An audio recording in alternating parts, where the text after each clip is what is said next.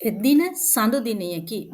එදින නිවසේ සියල්ලන් සිටියේ සතුටින්ය. හේතුව මගේ චූටි මල්ලි අකුරු කියවන දිනය නිසාය.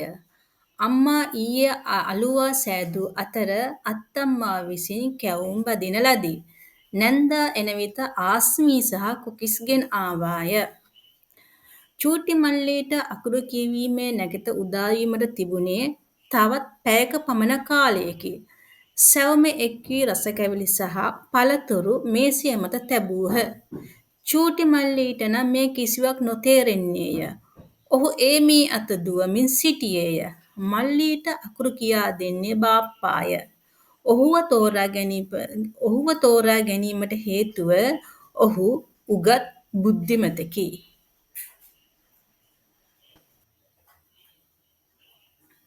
සුබ නැකත උදා විය. තාත්තා චූටි මල්ලිව චූටි පුතා කියා ආමන්ත්‍රණය කළේය.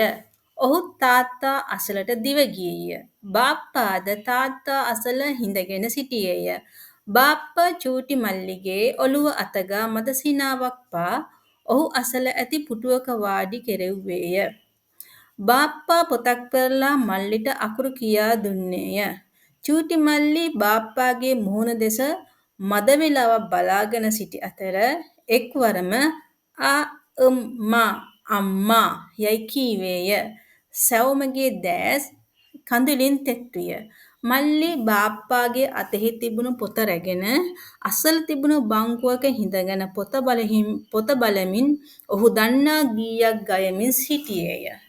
සැවොම කෑම මේසය ළඟට විත් රස කැවිලි සහ පළතුරු අනුභව කළහ. අම්මා තේ සාදා ගෙනවිත් සැමට පිළිගන්වන ලදී.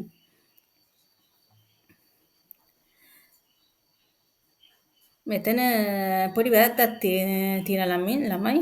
අම්මා විසින් තේ සාදා ගෙනවිත් සැමට පිළිගන්වන ලදී. එදින සැවොමගේ මුහුණුවල තිබුණේ සතුට පමණි. චූටි මල්ලි